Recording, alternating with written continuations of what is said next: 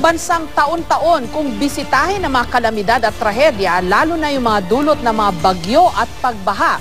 Hindi maitatatwa ang kahalagahan ng Philippine Atmospheric, Geophysical and Astronomical Services Administration o ang PAGASA. Kaya nga sa gitna ng di manoy nararanasang brain drain ng Pilipinas, malaking kawalan ang pagbibitiw ng mismong pinuno ng PAGASA para maging manggagawa sa ibang bansa.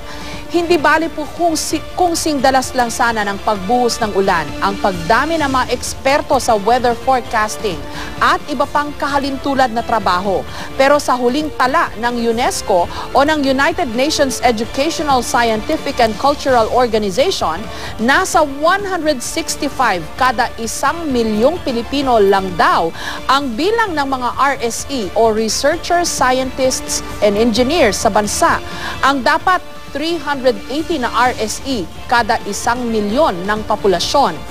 Isang problemang malinaw na nararanasan ng PAGASA at marahil ay mas malawak at mas malala pa kesa sa ating nakikita.